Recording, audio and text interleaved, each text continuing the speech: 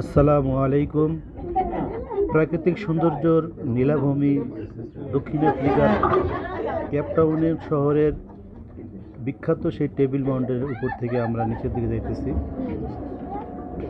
অশেষ সুন্দর, একসাথে আমরা পাহাড়ের উপরে, সাথে আমরা আটলান্টিক মহাসাগর দেখতেছি।